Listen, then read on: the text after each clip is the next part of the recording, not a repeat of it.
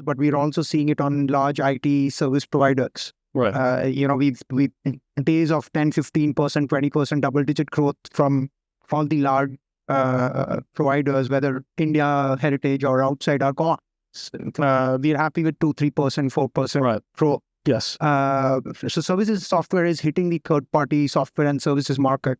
But if you look at it, GCC is also a service delivery arm at the end of the day, right? So it should be applicable to them as well. Or am I wrong?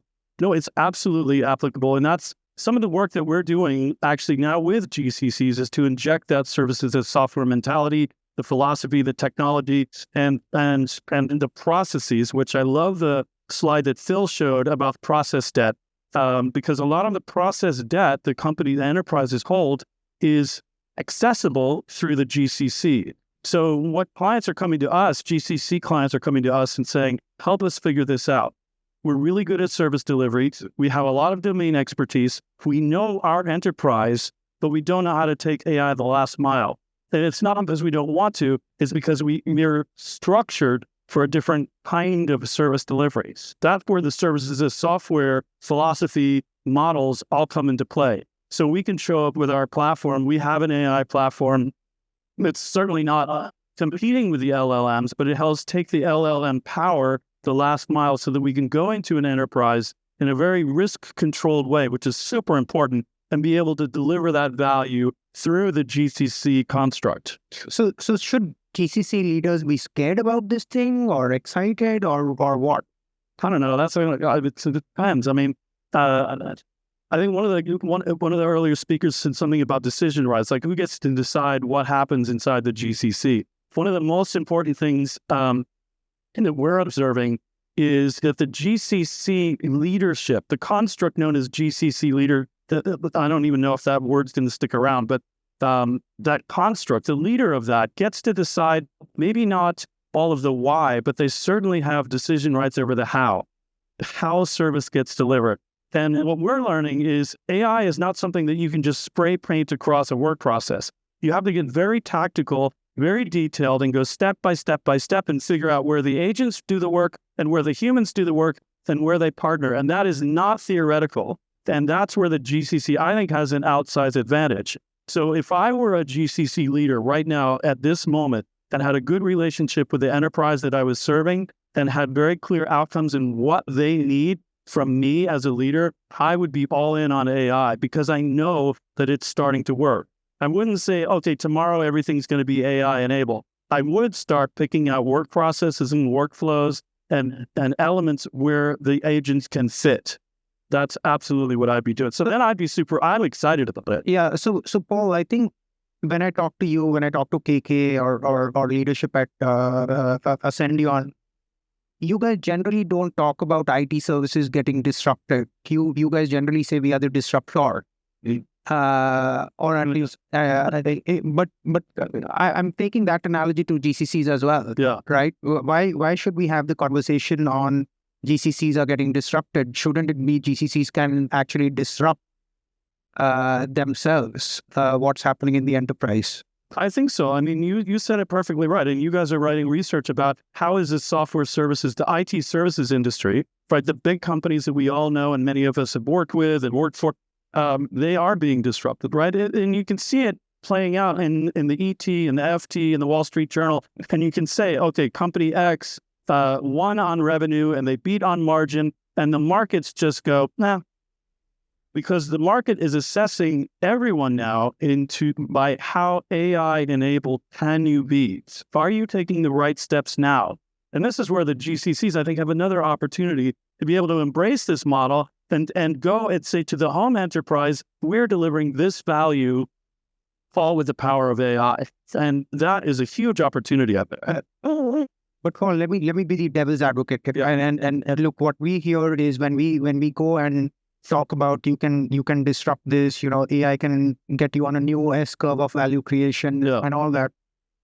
I think the pushback comes for what about our broken processes? For we are a 100-year-old company, which has like thousands of applications. Oh, our people are not ready, and so it becomes all the debts that Phil was talking about. Those are real, absolutely challenges. So it becomes how do you balance the opportunity with all these things that are weighing you down? Yeah, I think it's a really good question. I think the thing that I'm observing is the companies that are making the most progress using AI right now. And let's be honest, it's still very early innings, right? This is the first. It's not even a decade old, this technology, in terms of the popular use. I know it was started in the 50s, but we're starting to use it now in a very real way. So the companies that I'm observing that are getting the value now, that are starting to, right, are the ones that are starting very practically and tactically. They're not making it a philosophical debate. Oh, should we use AI? Well, of course you should. The next question is where and how fast. And back to Phil's question is, when do you do this? And so the value is starting to be unlocked, right? It's not all at once. It takes some time. Again, it's process by process, task by task, agent by agent, along every workflow, whether it's claims adjudication or a financial process or an IT services process, that is absolutely happening. And if you look across all of those kinds of work, there are examples where AI is delivering value right now. So I think, you're not going to have to solve every process problem in your, 100-year-old enterprise before you start activating the value that you can get right now today. So what do you go after? Like, what is it? Coding? Is it testing? Is it claims? What do you? Well, this is where Ascendion does have a dog in that hunt. So we've started on software services because for all the reasons that we all know, we're watching the news, that GCCs are delivering a lot of software services to their home enterprise. It has all of the components, the aspects of the work process that make it suitable for AI deployment sooner rather than later. Coding is we've all seen the news, and we all, some of it's hyperbole, some of it's, doomsday saying, but the reality is coding is evolving rapidly. Programming, people figuring out, why do we build the app? That kind of thing is very human-based. That is not being immediately disrupted, but the processes of like quality engineering, the testing process, right? Software product engineering, data modernization, platform modernization, all of the things that need to be done inside of a GCC or the enterprise, those are where the value is already starting to show up. So, Paul, do you think this whole conversation on SaaS collabs, the software vendors going down, is for real? Is it a fad, or where do you think that space is going? I think it's a very emotional reaction. So I think, it's the reality is software going to be disrupted? I think the answer that we all probably would generally agree with is yes, software is going to evolve really rapidly, and AI is going to be one of the engines that makes that. But do I think that all of the platforms are going to go up in a puff of smoke in the next 6 months? Absolutely not. Anybody that thinks that doesn't really know how a big enterprise works. Those things are really embedded. It's going to take a lot of time, but that doesn't mean that we should wait. I don't agree with, let's just wait to see what happens over the next 24 months. I think business is about, seeking the edges, seeking the competitive advantage, finding the lever that you can pull to get value right now today. And waiting on that is, I think, absolutely the wrong moves. Nobody's going to get everything right. Right now is the time to move forward and make mistakes and learn what's going to go wrong. I wouldn't say, bet your entire, security center on AI, completely autonomous agents, but I absolutely know, and I know this because we're doing it, it's time to start moving software along the software development lifecycle to the agents. Start leveraging those. So you said a lot in that part. Yeah, there are a lot of VCC leaders here. We've been talking not just today, but even yesterday. I've been having so many good conversations. Yeah.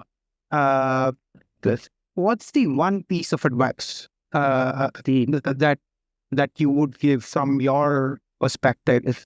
So from my perspective, on what he or she should do. So I can tell you, I'm not a GCC leader. I know a lot of you are, but I have been in the services industry, so I understand that part of your world. I understand particularly the technology services. And I know because I see the green shoots. I know this because I watch what investments going on. I see what competitors are doing. I see how valuations are changing or not changing. And the one thing that I can conclude from the service, if you're in the service business, whatever your commercial construct is, Now is the time to decide. You have a decision. We all have a decision. We either disrupt or we're disrupted. That is a fact. How fast that happens, whether you go right or left, all of that is up to you and up to us as humans. I mean, we still are in charge. It's not the bots calling the shots yet. But we know enough. There are enough proof points to validate that this disruption is occurring. That is for sure. So I think that's the decision. I think one of my takeaways from the earlier discussions, and which were fantastic, by the way, is now is the time to make that decision to disrupt or be disrupted. GCCs can be an on-ramp for AI value immediately, right? It's not one size fits all. We heard that as well earlier today. But I think now is the time, and I'm super excited about this. I think if you're in the services business and you're doing anything at all to do with technology, right now is a fantastic time to be a part of our industry. Yeah, that's why we have Paul after lunch, because I know he can get people ramped up. But I don't seem wild. It's very flat, very, very, very quiet and nice to behave. But any questions for Paul before I ask him more questions? Anybody? Everyone's digesting. Everybody's digesting. Paul, tell me this: what's your big prediction for 2026? 2026. I think 26 is going to be an inflection year. I think if you fast forward, 5-10 years, what are we going to say about this moment in time? I think this moment in time is where you're going to start to see folks begin to separate out. You're going to see 100-year-old companies that are going to make decisions that they probably wouldn't have made 2 years ago or 3 years ago about how do we remodel and restructure the organizations that we're in. Very much, I think, I go back to history, right? I think, if you had a company that you were powered by a water wheel, and you made thread, and someone shows up one day with an electric cable, then you would be rightfully reluctant to go, okay, I'll take that. You would go, I don't know, it's sparking, I don't understand it, nobody knows how it works. And by the way, my water wheel is working just fine. You can get out of here. But somebody else is going to look at that and go, wow, I can really power something new. I don't have to be near a river. I can do a lot of different things. We can run 24/7. I'm going to start exploring that.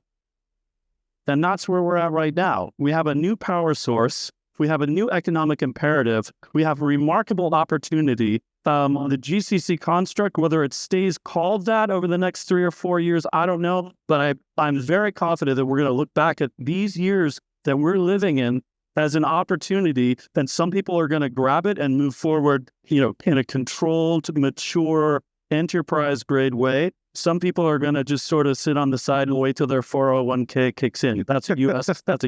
Sorry about that. All right. On that note, Paul, all right, awesome. Always a pleasure. All right. Thank you, everybody. Thanks very much.